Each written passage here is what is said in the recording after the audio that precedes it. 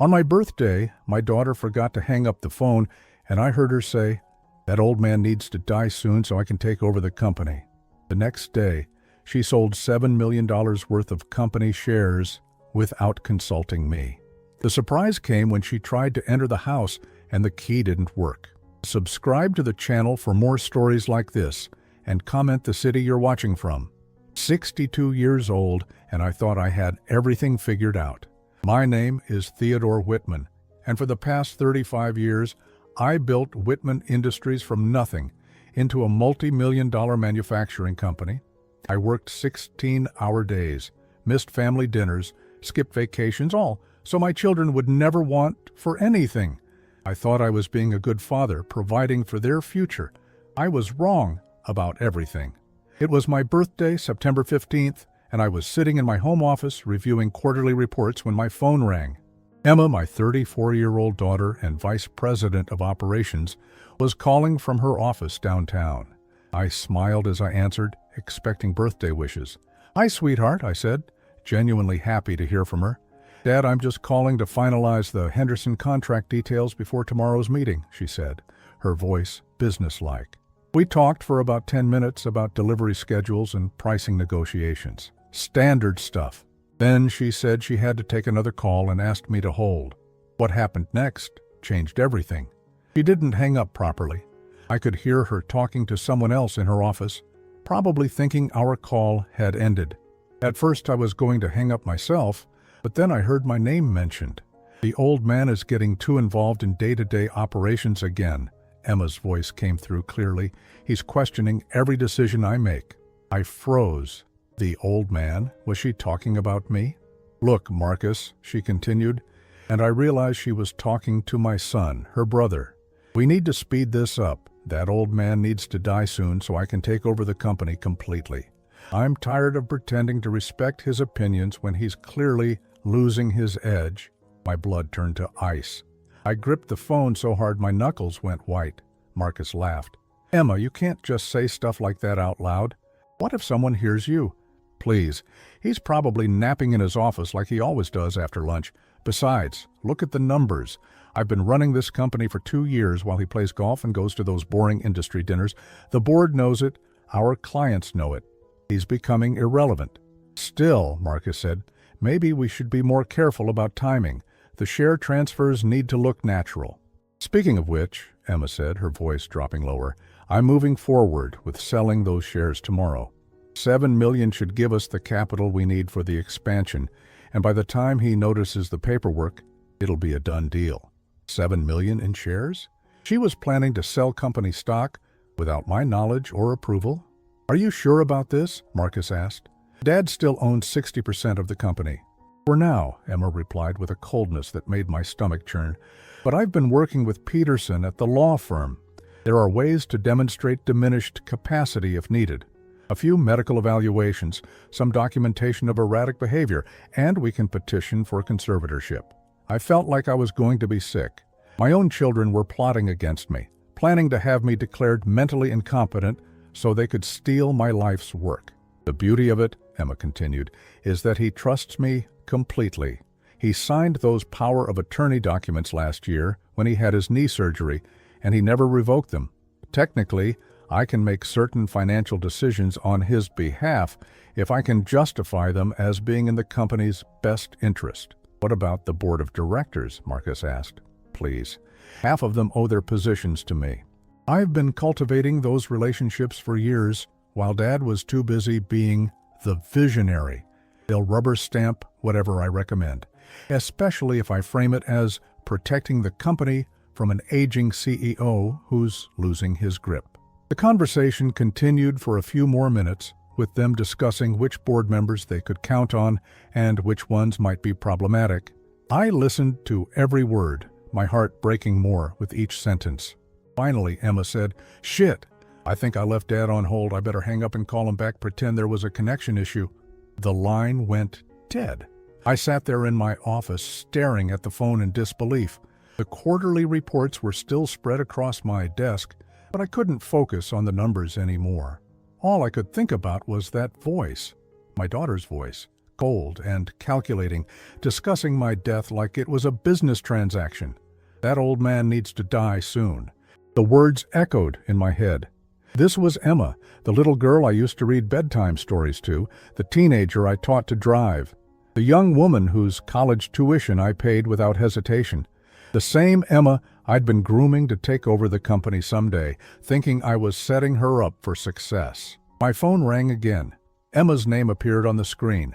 I let it ring 3 times before answering, trying to compose myself. "Dad? Sorry about that. I think we got disconnected." "Something weird with the phone system here?" "No problem," I managed to say, my voice surprisingly steady. "What were you saying about the Henderson contract?" We finished our conversation, both of us pretending nothing had happened. But everything had changed. Every word she spoke sounded different now. Every concern she expressed about the company felt like manipulation. After we hung up, I walked to my window and looked out at the garden my late wife Margaret had planted 20 years ago. She'd been gone for 5 years now, and I found myself wishing desperately that she was here to help me process this betrayal. Margaret always saw through people's motives better than I did. The next morning, I woke up early and went straight to my computer. I wanted to check our company's stock transactions before heading to the office. What I found confirmed my worst fears. Emma had indeed sold $7 million worth of shares using the electronic authorization system. The transactions were time-stamped at 6:47 a.m. Less than an hour ago, she'd sold them to Brennan Holdings, a company I'd never heard of. I called my personal attorney, David Richardson, and asked him to meet me at my office within the hour. Then I drove to work, my mind racing with questions and a growing sense of determination. When I arrived at Whitman Industries, Emma was already there, sitting in the conference room with 3 people I didn't recognize. Through the glass walls, I could see her gesturing animatedly, clearly in presentation mode. "Good morning, Mr. Whitman," my assistant Sarah said as I passed her desk. "Emma asked me to tell you that she's in a meeting with potential investors and shouldn't be disturbed until after lunch." "Thank you, Sarah," I said, forcing a smile. "I'll be in my office." I spent the morning reviewing every document Emma had access to, every authorization she'd been given, every decision she'd made on behalf of the company in recent months. The picture that emerged was disturbing. She'd been systematically positioning herself as the de facto leader while portraying me as increasingly out of touch. David arrived at 11:30, and I told him everything. He listened without interruption, taking notes, his expression growing more serious with each detail. "Theodore," he said when I finished, "this is potentially criminal fraud if she's been forging signatures or misrepresenting her authority to make these transactions." "What are my options?" I asked. "Several. We can freeze her access to company accounts immediately. We can call an emergency board meeting to revoke her authorizations. And depending on what we find in our investigation, we might need to involve law enforcement." "I want to be strategic about this," I said. "I don't want to just react emotionally. I want to understand the full scope of what she's been doing." David nodded. "I'll have my team start pulling records today. In the meantime, I strongly recommend that you change your personal security arrangements. If she's been planning to have you declared incompetent, she might escalate if she realizes you're onto her scheme." That afternoon, I made my first decisive move. I called a locksmith and had all the locks changed on my house. If Emma and Marcus thought they could waltz in and take over my life, they were about to learn otherwise. As I watched the locksmith install new deadbolts on my front door, I thought about the conversation I'd overheard. My own children plotting my downfall, celebrating the prospect of my death. The betrayal cut deeper than any business loss ever could, but I wasn't the same man who'd been blindsided yesterday. I was angry, yes, but more than that, I was determined. Emma wanted to play games with my company and my life? Fine. But she was about to discover that the old man still had some fight left in him. The next 3 days were the longest of my life. I went through the motions of running my company while David's team conducted their investigation, but everything felt surreal. Every interaction with Emma became a performance where we both pretended nothing had changed. She was good at it, I had to admit. Professional, concerned about quarterly projections, asking thoughtful questions about our expansion plans. If I hadn't heard that conversation, I never would have suspected anything. But I had heard it, and now I saw everything differently. On Thursday morning, David called with his preliminary findings. "Theodore, you need to see this in person. Can you come to my office this afternoon?" "How bad is it?" I asked, though I already knew the answer from his tone. "Bad enough that we need to discuss criminal charges." I spent the morning in meetings trying to concentrate on normal business operations while my stomach churned with anxiety. Around noon, Emma knocked on my office door. "Dad, can I talk to you for a minute?" She looked concerned, almost worried.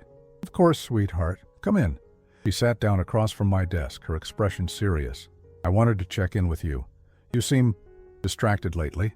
Is everything okay?" The irony was staggering. Here she was, expressing fake concern for my well-being while actively plotting to destroy me. "I'm fine," I said carefully. "Just tired. Maybe I should take a vacation soon." "That's actually a great idea," Emma said, her eyes lighting up. "You work too hard? Maybe somewhere relaxing, like that spa resort in Arizona you mentioned last year?" I nodded, wondering if she was already calculating how long my absence would give her to consolidate power. "I'll think about it." "Good. You know Marcus and I worry about you sometimes, especially since Mom died. We just want to make sure you're taking care of yourself." The concern in her voice sounded so genuine that for a moment I almost doubted what I'd heard. Almost. After she left, I called David and moved our meeting up to 2 p.m. His office was downtown, in one of those glass towers that screamed expensive legal advice. David had been my attorney for 15 years, handling everything from business contracts to Margaret's estate planning. I trusted him completely. "Sit down, Theodore," he said, gesturing to the leather chairs in front of his desk. "What I'm about to show you is going to be difficult to hear." He opened a thick folder and pulled out several documents. "Let's start with the share sales. Emma has been selling company stock for the past 6 months, not just the $7 million from this week. The total amount is just over $12 million. I felt the blood drain from my face. $12 million. She's been careful about it, spreading the sales across different brokers, making them look like routine portfolio management. But when you add them up, she's liquidated nearly 8% of the company's outstanding shares. Where did the money go?" David pulled out a second set of documents. "That's where it gets interesting. The money was transferred to something called Whitman Holdings, LLC, a company that was incorporated 3 months ago in Delaware." "I've never heard of Whitman Holdings." "That's because you're not listed as an owner. According to the corporate filings, the company is owned by Emma Whitman Caldwell and Marcus Whitman. Your children created their own company and have been funneling money into it." I stared at the documents, trying to process what this meant. "Is that legal?" "That depends on whether she had legitimate authority to make those stock sales, which brings us to the bigger problem." David pulled out another folder. "We've found evidence that Emma has been forging your signature on various documents for at least a year." He showed me photocopies of authorization forms, loan applications, and board resolutions, all bearing my signature, but I'd never seen any of them before. "How is this possible?" I asked. "She's very good at it. Look at this." David placed 2 documents side by side, one with my real signature from a contract I remembered signing, and another from a board resolution I'd never seen. The signatures were nearly identical. "We also found this," David continued, pulling out a medical report. "Dr. Raymond Patterson, the neurologist Emma insisted you see last year for those headaches, he filed a report suggesting you might be experiencing early cognitive decline." I remembered the appointment. Emma had been worried about my headaches and scheduled the consultation herself. Dr. Patterson had run some tests and said everything looked normal. "But he told me I was fine," I said. "He told you that, yes, but he filed a different report with your insurance company suggesting the need for further monitoring. Emma was copied on that report." The pieces were starting to come together. "She's been building a case for incompetency. It looks that way. And Theodore, there's something else. We found correspondence between Emma and a company called Brennan Holdings, the same company that bought those shares. Brennan Holdings is owned by someone named Richard Brennan, who happens to be Marcus's business partner in a real estate development firm. So they're selling company stock to themselves?" "Essentially, yes. They're using one shell company to buy stock from another shell company, moving money around to make it look like legitimate business transactions, while actually stripping assets from Whitman Industries. I leaned back in my chair, overwhelmed. How much have they stolen? Based on what we've found so far, close to $15 million, but that's just what we can document. There might be more. Girl, I thought about all the times Emma had praised my business instincts, all the occasions she'd told me how much she'd learned from watching me work. All lies. What do we do now? I asked. We have several options. We can file criminal charges for fraud and embezzlement. We can pursue civil remedies to recover the stolen funds. We can call an emergency board meeting to remove Emma from her position and revoke all her authorizations. What do you recommend? David leaned forward. Honestly, I think we should move fast and hit hard. If Emma realizes you know what she's been doing, she might try to accelerate her timeline. Remember, she was talking about having you declared incompetent. If she files those papers before we act, it becomes a much more complicated legal battle. I drove home that evening, feeling like I was living in a nightmare. The house felt different now, knowing that Emma and Marcus had been planning to take it away from me. I walked through the rooms Margaret and I had filled with memories, wondering how many more of my possessions my children had already claimed in their minds. Around 7 o'clock, I heard a car pull into my driveway. Through the window, I saw Emma getting out of her BMW, walking toward the front door with that confident stride that used to make me so proud. She tried her key first. When it didn't work, she tried again, jiggling it in the lock. Then she knocked. "Dad, are you home? My key isn't working." I opened the door and found her standing there with a confused expression that might have been genuine if I didn't know better. "Hi, sweetheart," I said. "What brings you by?" "I brought dinner," she said, holding up a bag from my favorite Italian restaurant.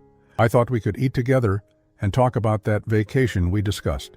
"That's thoughtful of you.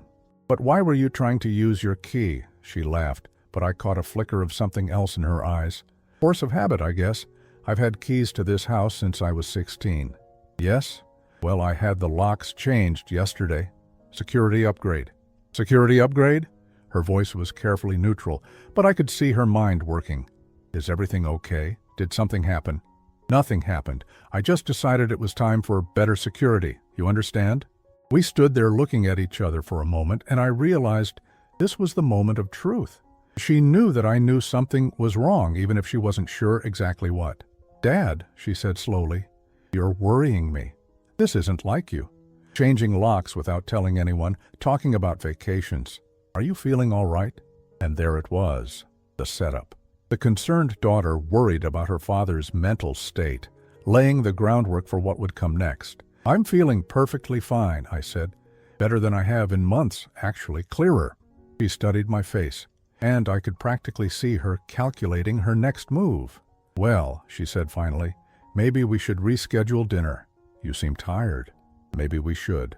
She turned to leave, then stopped. "Dad, I love you. You know that, right?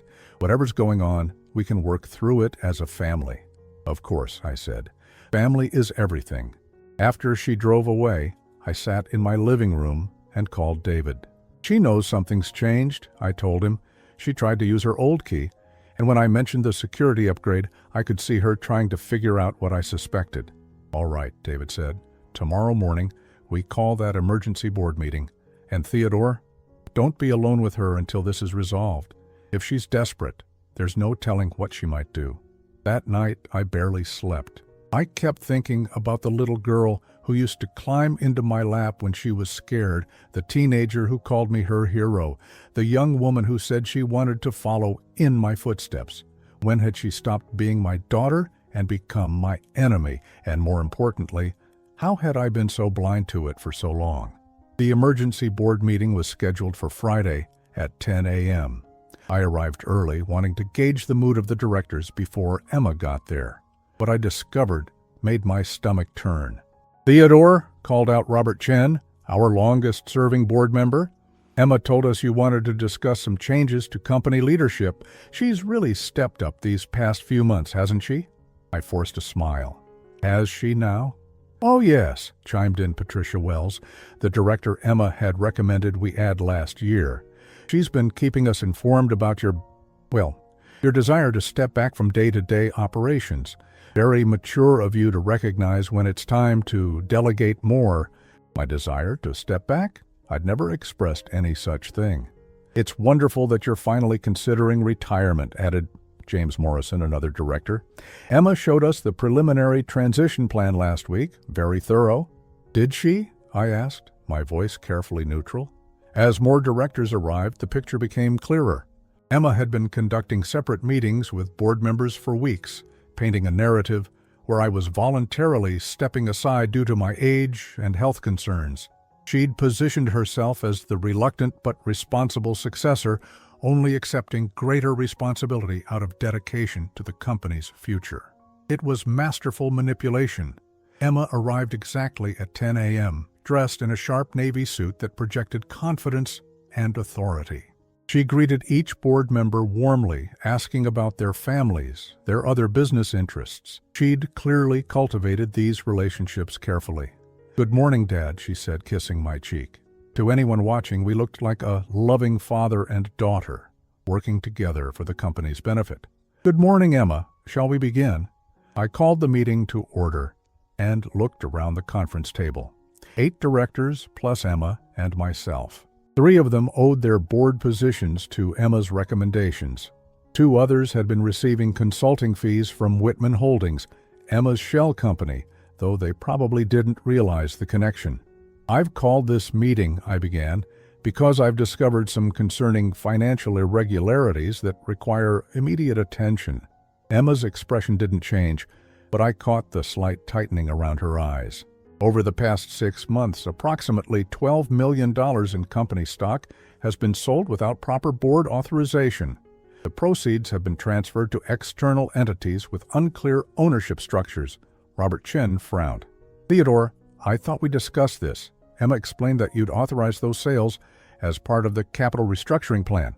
"I authorized no such sales," I said firmly. "Dad," Emma interjected, her voice gentle but concerned, "we talked about this just last month.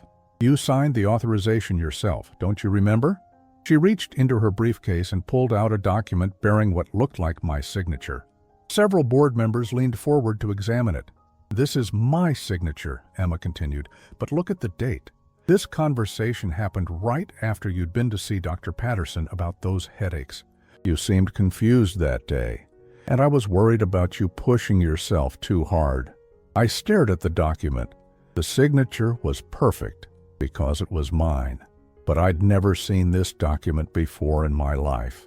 "Emma," I said carefully, "I need you to explain to the board how you've been able to execute these transactions." "Of course," she replied smoothly.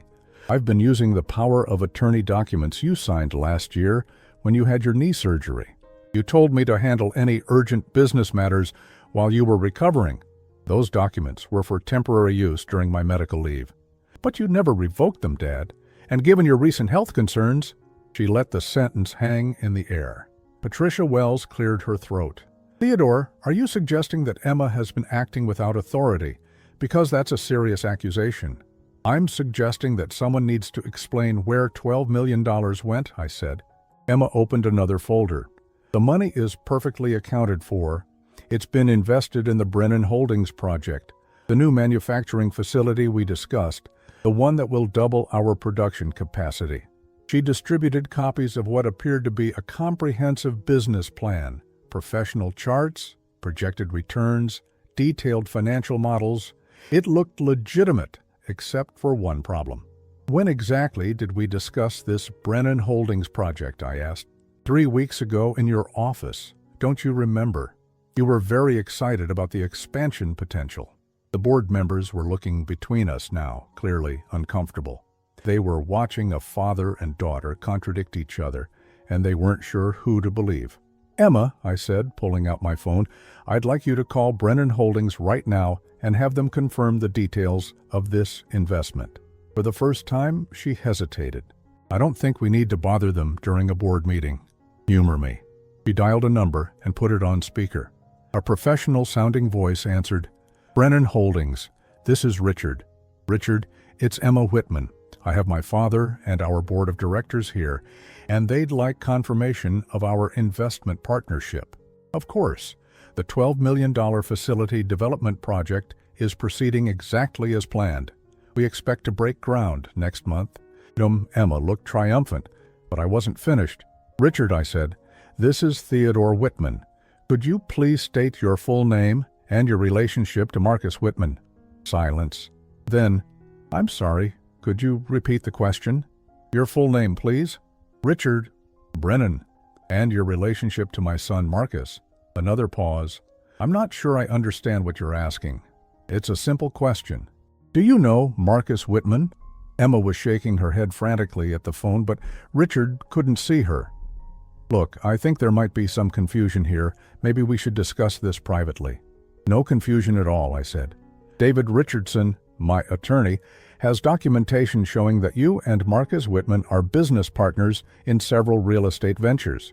He also has evidence that Brennan Holdings was incorporated 3 months ago, with Emma and Marcus as the actual owners. The conference room erupted. Board members started talking over each other, demanding explanations. Emma's face had gone pale, but she was still fighting. Dad, you're clearly confused. This is exactly what Dr. Patterson was worried about. You're connecting things that aren't connected, becoming paranoid. Am I? I pulled out my own folder, the one David had prepared. Then perhaps you can explain these forged signatures, or the medical report you commissioned suggesting I have cognitive decline, or the fact that you've been telling board members I want to retire when I've never expressed any such intention. I distributed copies of the evidence David had gathered. Bank records, signature comparisons, email communications between Emma and various board members. The room fell silent as everyone examined the documents. James Morrison was the first to speak. Emma, these signature comparisons, they're very concerning. Anyone can hire an expert to claim signatures are forged, Emma replied, but her voice lacked its earlier confidence. What about these emails? Asked Robert Chen. This one from last month, where you tell Patricia that your father is showing signs of memory loss and confusion. Emma looked trapped. I was concerned about him. That's not a crime. But you never expressed these concerns to me directly, I said. In fact, every time we spoke, you told me how sharp and engaged I was. I didn't want to worry you. Or maybe, I said, standing up, you didn't want me to seek a second medical opinion that might contradict the narrative you were building. I turned to address the board directly. Emma has been systematically undermining my position while stealing from the company. She's forged my signature, misrepresented my wishes, and transferred millions of dollars to companies she secretly owns with her brother. This is insane, Emma said, her voice rising. You're having some kind of paranoid breakdown. Marcus warned me this might happen. Marcus warned you? I asked. When? She realized her mistake immediately. I just meant he's been worried about you too. Worried enough to help you steal $12 million? Patricia Wells had been studying the documents carefully. Emma, I need to ask you directly. Are you the owner of Whitman Holdings, LLC? Emma looked around the room, seeing skeptical faces where she'd once found support. Her carefully constructed web of lies was unraveling. It's complicated, she said finally. No, I replied. It's actually quite simple. You've been embezzling money from the company you thought you were going to inherit. You've been forging my signature and spreading lies about my mental health to justify taking control, and you involved your brother in the scheme. We were protecting the company. Emma suddenly exploded. You've been making terrible decisions for months. The Henderson contract was a disaster. The new product line is bleeding money. Someone had to step in before you destroyed everything we've built. The mask was finally off. The concerned daughter act had crumbled, revealing the ambitious executive who saw her father as an obstacle to her plans. So you decided to commit fraud, I said. I decided to save the company from a man who's clearly losing his edge. Robert Chen cleared his throat. I think we need to adjourn this meeting and consult with legal counsel. No, I said firmly, we need to vote. I motioned to immediately revoke all of Emma's authorizations and remove her from her position as Vice President of Operations. Dad, you can't do this, Emma said, her voice desperate now. Actually, I can, and I am. The vote was unanimous. Even the board members Emma had cultivated couldn't ignore the evidence of fraud and embezzlement. As Emma gathered her things, Her hands shaking with rage, she turned to me one last time. "You're going to regret this. Marcus and I won't just disappear. We'll fight you every step of the way." "I'm counting on it," I replied. After she left, the remaining board members sat in stunned silence. Patricia Wells finally spoke. "Theodore, I owe you an apology. We should have questioned things more carefully." "You trusted my daughter," I said. "I don't blame you for that. I trusted her too." But as I drove home that afternoon, I knew the hardest part was still ahead. Emma's threat hadn't been idle. She and Marcus wouldn't give up easily, and they still had cards to play. I just didn't know yet how far they were willing to go. Emma didn't waste time licking her wounds. By Monday morning, David called with news that made my blood run cold. "Theodore, we have a problem. Emma and Marcus have filed a petition for emergency conservatorship, claiming you're mentally incompetent and a danger to yourself and your business interests." I sat down heavily in my kitchen chair, staring out at Margaret's garden. "How is that possible? We just exposed her fraud 3 days ago." "They're claiming that your accusations against Emma are evidence of paranoid delusions. They've submitted the medical report from Dr. Patterson, along with new statements from witnesses who say you've been acting erratically." "What witnesses?" "Your housekeeper, Maria. Apparently she told them you've been talking to yourself and forgetting conversations. Your gardener, Tom, claims you've accused him of stealing tools that were never missing." I felt like I was falling down a rabbit hole. "David, I've never accused Tom of stealing anything. And Maria, I do talk to myself sometimes, but that doesn't make me incompetent." "I know, but they're painting a picture of gradual decline. They're saying your paranoid accusations against Emma are the latest escalation of your mental deterioration." This is insane. It gets worse. They've also filed papers claiming that your removal of Emma from the company was done during a psychotic episode, and they want a judge to reverse all your recent business decisions. I walked to the window, watching Tom tend to Margaret's roses. He'd worked for us for 8 years. The idea that he would lie about me was almost as painful as Emma's betrayal. "When is the hearing?" "Wednesday. That's what makes this an emergency petition. They're claiming you pose an immediate threat to the company's financial stability." "What do we need to do?" "We need our own medical evaluation, and we need it fast. I've already called Dr. Sarah Chen. She's a geriatric psychiatrist who specializes in competency evaluations. Can you see her tomorrow?" After hanging up with David, I called Tom to come inside. He looked nervous as he wiped his feet on the mat. "Tom, did someone come to talk to you about me last week?" He shifted uncomfortably. "Mr. Whitman, I don't want any trouble." "You won't be in trouble. I just need to know what was said." Tom sighed. "Your son Marcus came by Friday afternoon. He said the family was worried about you, that you'd been acting strange. He asked if I'd noticed anything." "And what did you tell him?" "I told him you seemed fine to me. Maybe a little sad since Mrs. Margaret passed, but not strange." "Then why did he tell my lawyer that you said I'd accused you of stealing?" Tom's face darkened. "He said that? Mr. Whitman, you never accused me of anything. When I told him you seemed fine, he got upset. Said I must not be paying attention, that the family needed help, proving you weren't thinking clearly." "Did he offer you money, Tom?" Tom looked ashamed. "He said if I remembered you acting confused or forgetful, the family would be grateful. Said they might need me to sign a paper saying so." "And did you sign anything?" "No, sir. I told him I wouldn't lie about you. You've been good to me and my family." I felt a wave of relief. "Thank you, Tom. That means more than you know." After Tom left, I called Maria. She'd been cleaning my house twice a week for 3 years, ever since Margaret got too sick to manage the housework herself. "Mrs. Maria, this is Mr. Whitman. Could you come by this afternoon? I need to discuss something important with you." When she arrived, she looked as nervous as Tom had, but her story was different. "Mr. Whitman, I'm sorry," she said, wringing her hands. "Your daughter, she called me last week. She said you were sick, that you needed help, but you were too proud to admit it." "What exactly did she ask you?"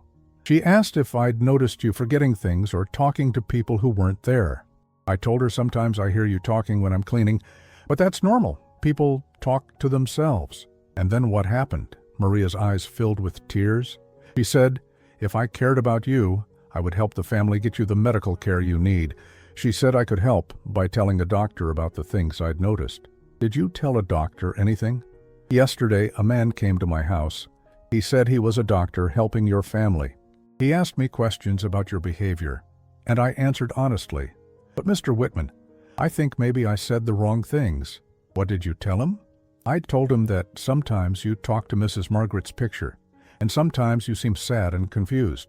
I told him once I found you crying in her room. He wrote it all down like it was important. I closed my eyes. Emma had manipulated Maria's genuine concern for my well-being, twisting innocent observations into evidence of mental illness. Maria, you weren't wrong to be concerned about me. I do miss my wife, and yes, sometimes I talk to her picture. But that doesn't mean I'm crazy or incompetent. I know that now, she said. But this doctor, he made it sound like you were in danger. The only danger I'm in comes from my own children. That evening, Marcus called me directly for the first time since this whole nightmare began. Dad, we need to talk. I have nothing to say to you, Marcus. Look, I know you're angry about the business stuff, but this has gone too far. Emma told me about the board meeting, about how you humiliated her in front of everyone. I exposed her criminal behavior. If she felt humiliated, that's her conscience talking. Dad, listen to yourself. You're talking like everyone is out to get you. That's not normal. I laughed bitterly. Marcus, you and your sister have stolen millions of dollars from me and are now trying to have me declared insane. Paranoia would be if I thought you were plotting against me without evidence. We're not plotting against you. We're trying to help you. By stealing from my company? By protecting it from your bad decisions. Dad, the company has lost money 3 quarters in a row. Your judgment isn't what it used to be. My judgment was good enough to catch you both red-handed. Marcus was quiet for a moment. Dad, what if we made a deal? Drop this competency stuff and we'll return the money. All of it? Most of it. Some of it's already been invested in legitimate projects. No deal. You both committed crimes and you're going to face the consequences. Then you leave us no choice. The hearing is Wednesday, and we have enough evidence to convince any judge that you're not capable of managing your affairs. We'll see about that. After Marcus hung up, I sat in my study surrounded by photo albums and business records, preparing for the fight of my life. David had sent over a stack of documents to review, character references, financial statements, medical records going back years. The next morning, Dr. Sarah Chen's evaluation was comprehensive and exhausting. She spent 4 hours testing my memory, reasoning ability, emotional stability, and decision-making capacity. She also interviewed me extensively about my relationship with Emma and Marcus. Mr. Whitman, she said at the end of our session, I want to be clear about something. Your grief over your wife's death is normal and healthy. Your anger about your children's betrayal is rational and appropriate. And your business decisions, based on what you've shown me, appear to be sound and well-reasoned. So I'm not crazy? You're a man dealing with extraordinary stress from family betrayal, but your cognitive function is excellent for someone of any age, let alone 62. Will you testify to that? Absolutely. What your children are doing is unconscionable. Wednesday morning arrived gray and rainy, matching my mood as David and I walked into the courthouse. Emma and Marcus were already there with their attorney, a sharp-looking woman in an expensive suit. Emma wouldn't meet my eyes, but Marcus stared at me with what I could only describe as pity. He genuinely seemed to believe I was mentally ill. The hearing lasted 3 hours. Emma's attorney presented their case methodically, the medical report suggesting cognitive decline, witness statements about my erratic behavior, evidence of my paranoid accusations against Emma. Dr. Patterson testified via video link, carefully hedging his statements, but confirming that he'd recommended monitoring for potential cognitive issues. Then, David presented our case. Dr. Chen's evaluation was devastating to their argument. She explained clearly why my behavior was rational, not paranoid, and demonstrated my cognitive abilities were well within normal ranges. Tom testified about Marcus pressuring him to lie. Maria, in tears, explained how she'd been manipulated into giving statements that were taken out of context. But the turning point came when David presented the forensic analysis of the forged signatures and the financial records showing the shell companies. Your Honor, David said, this isn't a case of an elderly man becoming paranoid. This is a case of adult children committing fraud and then trying to use the legal system to silence their victim when he discovered their crimes. The judge, a stern woman in her 50s, studied the documents carefully. Counselor, she said to Emma's attorney, are you asking me to declare a man incompetent because he discovered his children were stealing from him? Your Honor, the petitioners believe that Mr. Whitman's accusations are the result of diminished capacity. Based on this evidence, his accusations appear to be accurate. Petition denied. Emma broke down sobbing as the judge dismissed the case. Marcus looked stunned, as if he couldn't believe his plan had failed. As we left the courthouse, Emma grabbed my arm. Dad, please, can't we work this out as a family? I looked at her, really looked at her, for what felt like the first time in months. The ambitious executive mask was gone, replaced by something that might have been genuine remorse. Emma, I said quietly, you wished for my death. You stole from me. You tried to have me declared insane. There's no coming back from that. I never meant for it to go this far, but it did go this far, and now we all have to live with the consequences. As I walked away with David, I felt something I hadn't experienced in weeks: hope.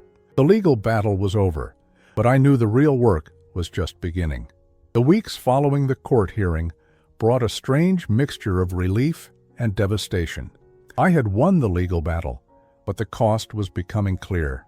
My family was disintegrating, and the emotional wreckage seemed to spread wider each day. Emma's criminal charges moved forward swiftly. David worked with the district attorney's office to build a comprehensive case for embezzlement, fraud, and forgery. The evidence was overwhelming, and Emma's attorney advised her to consider a plea bargain. But Emma wasn't going quietly. She's hired a public relations firm, David informed me during one of our weekly meetings. They're trying to spin this as a family dispute, painting you as a vindictive father using the legal system to punish his children for business disagreements. I wasn't surprised. Even facing criminal charges, Emma was still trying to control the narrative. The local business journal ran a story titled "Family Feud Rocks Whitman Industries," complete with quotes from unnamed sources, suggesting I was an unstable patriarch destroying my own legacy. I recognized Emma's voice in every carefully crafted statement. But the strategy backfired. The forensic evidence was too strong, and several employees came forward with information about Emma's increasingly erratic behavior in the months before her exposure. They described meetings where she'd badmouthed my decisions to clients, instances where she'd contradicted my instructions to vendors, and conversations where she'd implied she was the real decision-maker at the company. Marcus, meanwhile, was unraveling in a different way. He called me on a Thursday evening, and I could tell he'd been drinking. Dad, I need to talk to you. Marcus, if this is about the charges, you need to speak with your attorney. No, it's not about that. It's about everything. I've been thinking about what Emma said about wishing you were dead, and I need you to know I never wanted that. I sat down heavily in my chair. But you were willing to steal from me. I thought, God, I don't know what I thought. Emma made it sound like you were losing your edge, like the company was in trouble because of your decisions. She showed me financial reports that made it look like we were hemorrhaging money. What reports? Monthly statements showing losses in divisions you were directly managing. Projections showing the company would be bankrupt within 2 years if nothing changed.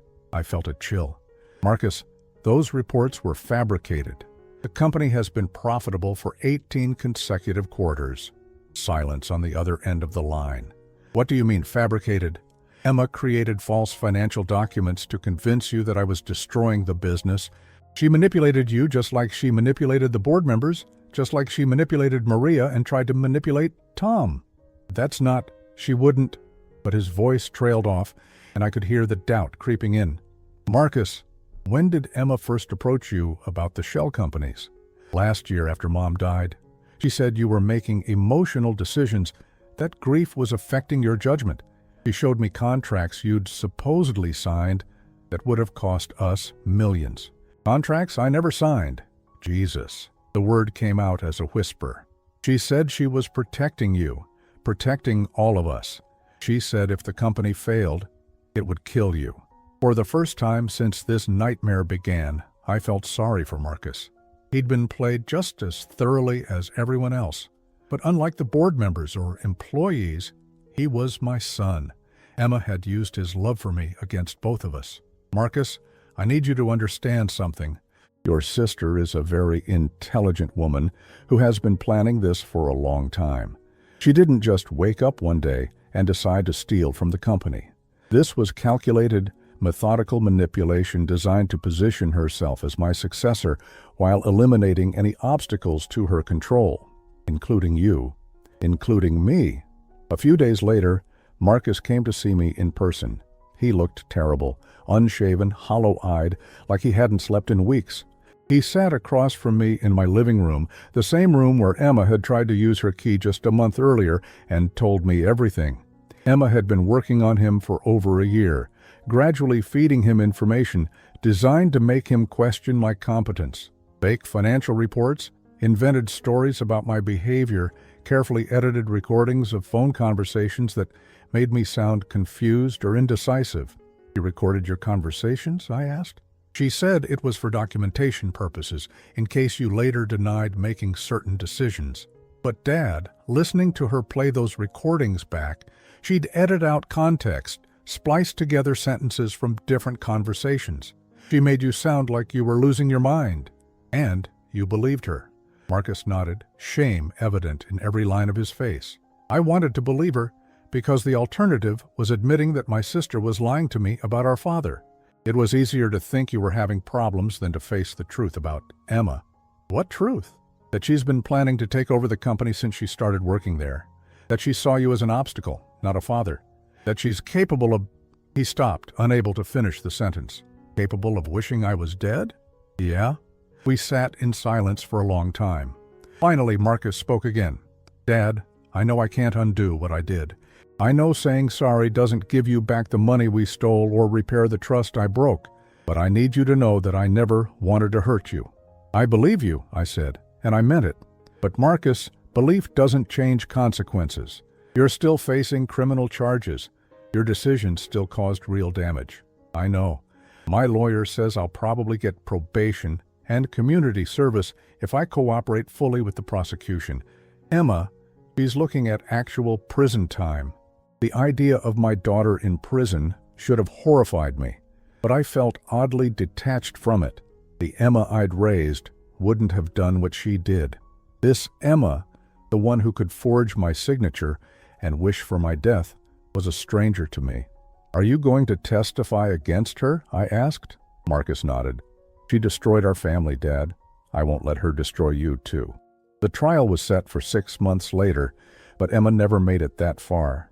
3 weeks after my conversation with Marcus, her attorney called David with a plea offer. Emma would plead guilty to embezzlement and fraud in exchange for a reduced sentence. She would also agree to full restitution and a lifetime ban from working in any fiduciary capacity. She's looking at 3 to 5 years, David told me. With good behavior, she could be out in 2. And Marcus?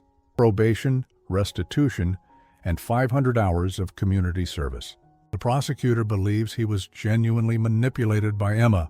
I thought about it for a long time before giving David my answer. I want to speak with Emma before she enters her plea. David arranged a meeting at his office. Emma looked older when she walked in, her usual polished appearance replaced by something more subdued. She wore a simple gray dress and minimal makeup, and her hands shook slightly as she sat down across from me. "Thank you for seeing me," she said quietly. "I wanted to understand why," I said. "Not the legal why, not the money. I want to understand how my daughter became someone who could wish for her father's death." Emma was quiet for a long time, staring at her hands. When she finally spoke, her voice was barely above a whisper. "I stopped seeing you as my father a long time ago." "When?" "When Mom got sick. You threw yourself into taking care of her, and the company became my responsibility. For 2 years, I was essentially running Whitman Industries while you were playing nurse." The words hit me like a physical blow. I was taking care of my dying wife. I know that, and I know it was the right thing to do, but during those 2 years, I realized I was good at running the company. Better than good. I was excellent at it. You were. I was proud of you. But then Mom died, and you came back to work expecting to resume control. You started questioning my decisions, overriding my initiatives, treating me like I was still the junior executive who needed supervision. Because legally, you were still the junior executive. It was still my company. But I had proven I could run it. I had kept it profitable and growing while you were dealing with Mom's illness. And instead of recognizing that, instead of stepping aside gracefully, you came back and started dismantling everything I'd built. I stared at her, seeing the situation from her perspective for the first time. So, you decided to take what you thought you deserved. I decided to save the company from a man who was more concerned with maintaining control than with what was best for the business, by stealing millions of dollars. Emma's composure cracked slightly. By securing capital for expansion projects, you were too conservative to approve. By positioning the company for growth instead of just maintaining the status quo. Through shell companies you secretly owned. Through investment vehicles that would have benefited everyone if you hadn't discovered them. I shook my head. Emma, do you hear yourself? You're still trying to justify embezzlement as business strategy. I'm trying to explain that I never intended to hurt you personally. This was about the company, about its future.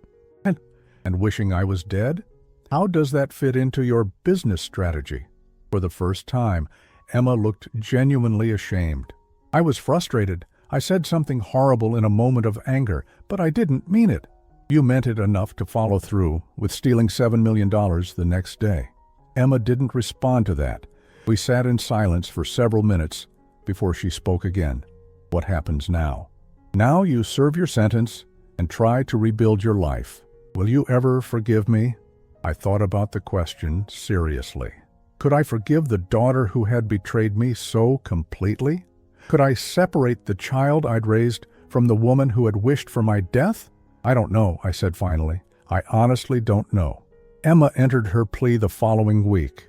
3 years in minimum security prison, full restitution, and supervised probation upon release.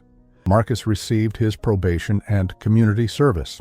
As I watched my daughter being led away in handcuffs, I felt something I hadn't expected. Not satisfaction, not vindication, but a profound sadness for the family we had been and could never be again. 6 months after Emma's sentencing, I made a decision that surprised everyone, including myself. I called an emergency board meeting and announced my retirement.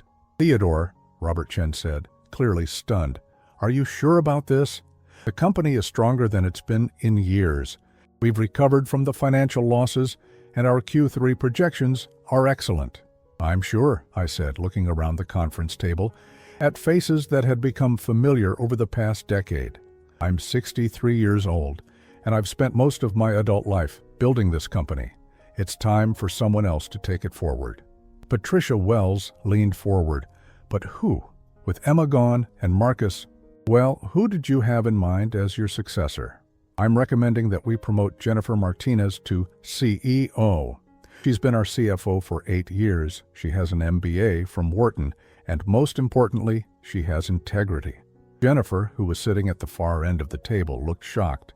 "Mr. Whitman, I'm honored, but are you certain? This is such a sudden change. Jennifer, you've been keeping this company financially sound while I dealt with my family crisis. You've earned this opportunity."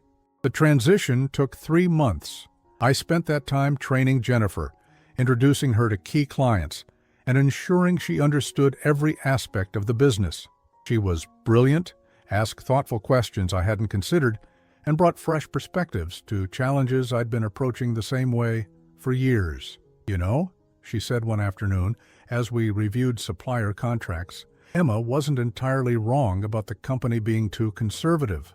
Some of her expansion ideas had merit, even if her methods were criminal, such as the manufacturing capacity increase she was planning.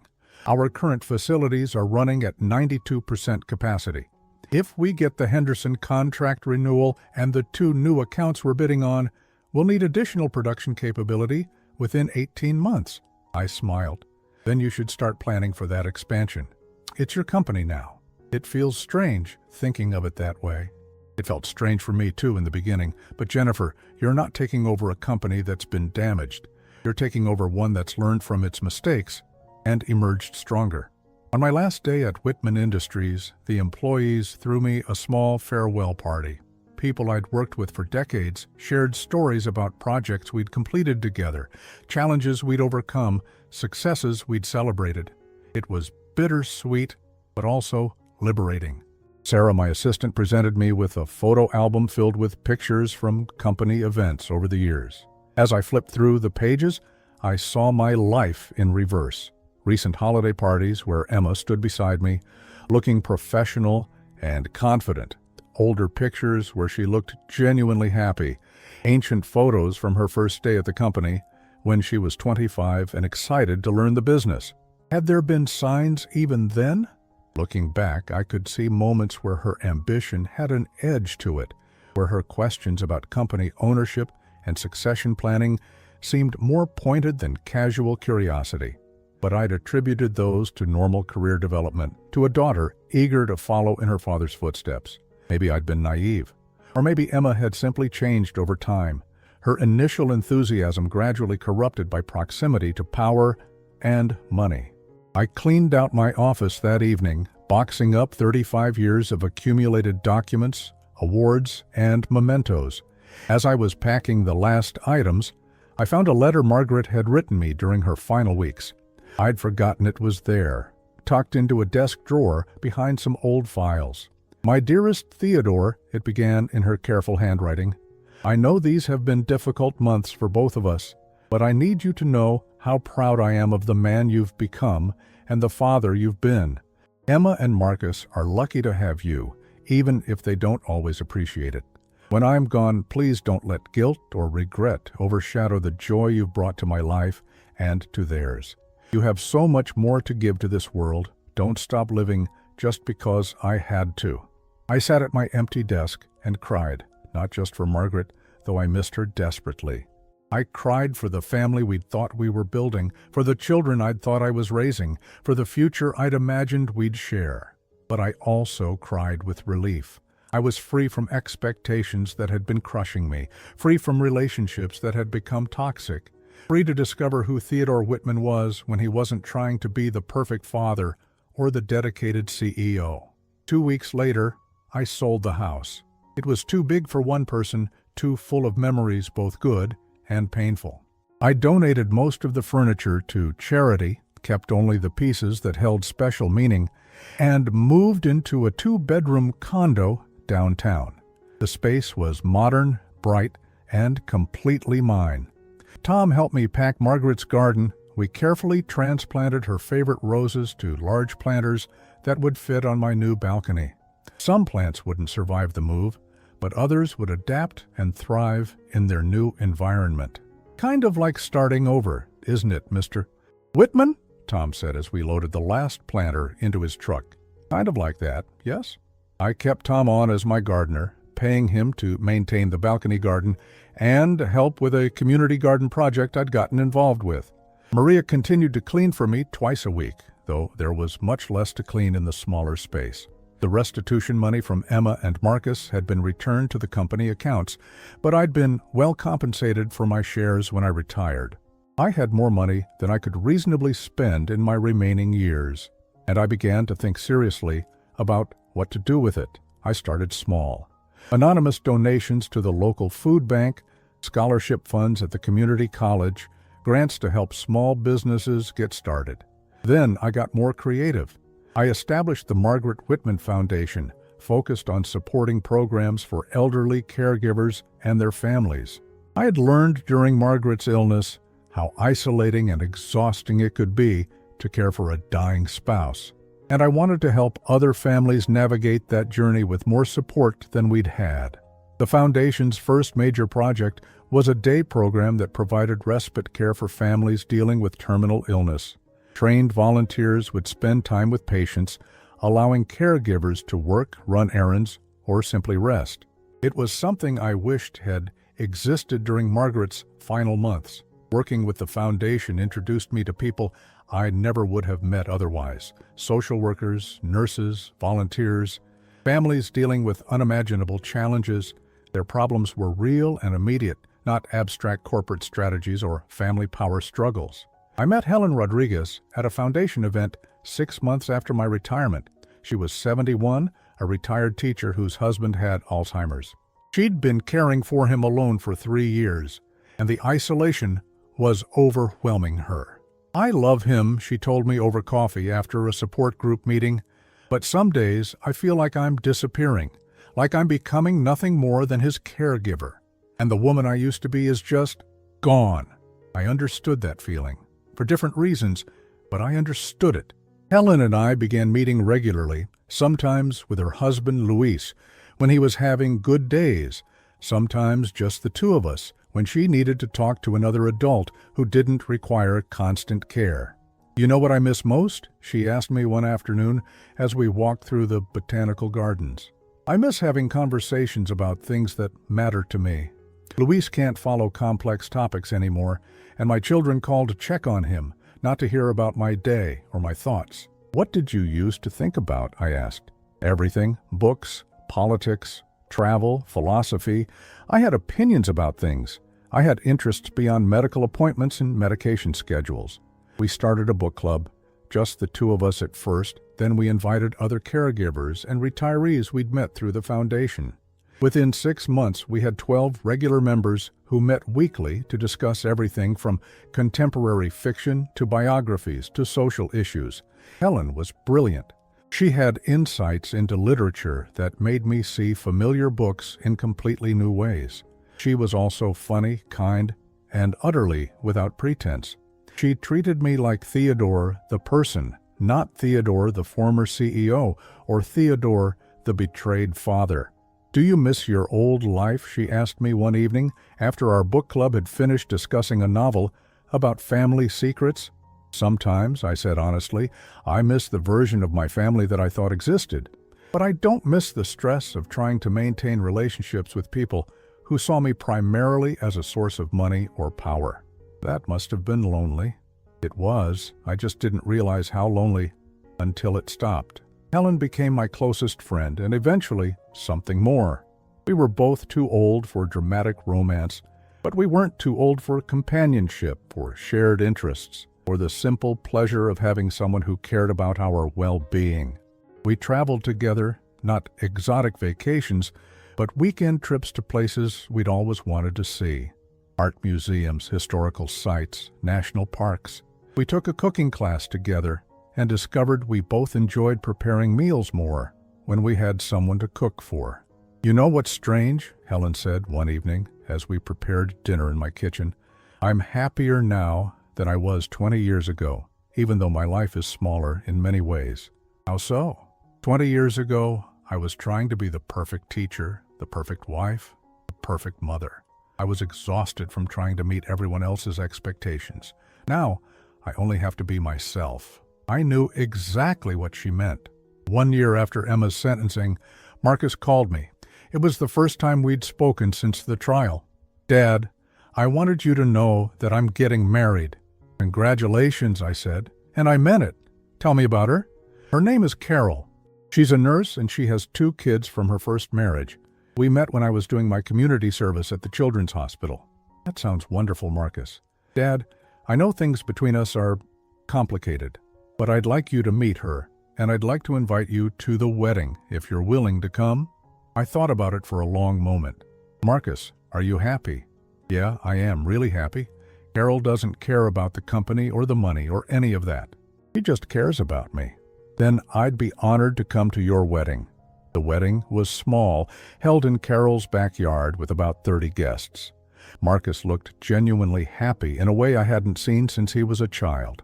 Carol was warm and practical, and her children, ages 8 and 10, clearly adored Marcus.